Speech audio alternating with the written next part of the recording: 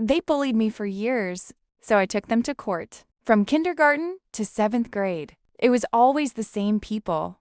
Different classrooms, different teachers, same faces, same cruelty. The kind of smiles that meant something bad was coming. It started in kindergarten with 3 boys. Mohawk. Goggles? Bolt. They didn't need to say much. Just a glance. A smirk. A whisper. And everyone else would notice too. They laughed quietly, watching me squirm. Without anyone saying a word, I didn't understand why I was different. I only knew I wanted to disappear. By 2nd grade, they learned more about me. They knew I took medication. They knew I had anxiety, ADHD, and autism. They didn't need to say the words. They just used it against me. They tapped my chair, repeated words quietly, over and over.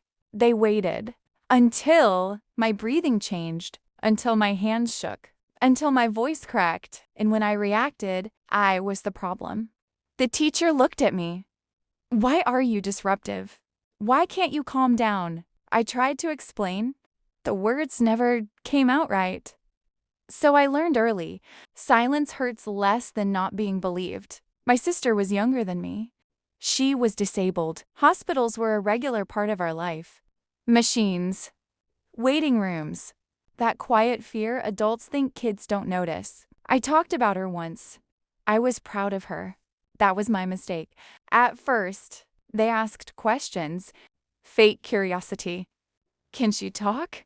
Is she always sick? Does she go to a real school?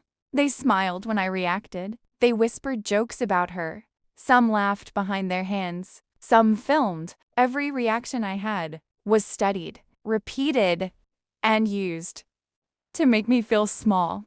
By 3rd grade, things stopped being accidents. My glasses didn't break. They slipped off desks. They disappeared.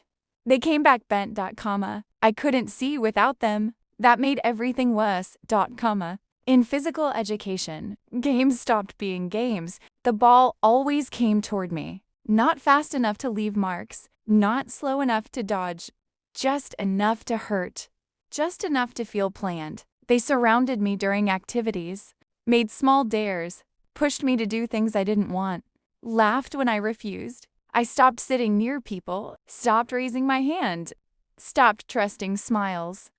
Teachers were told. Reports were written. Nothing changed. 5th and 6th grade. I studied online. At home, I thought I was safe. For a while, I was, but the bullying didn't stop entirely. Messages, whispers, even glimpses of their videos reminded me that it was still out there. 7th grade. I returned to school, and it was worse.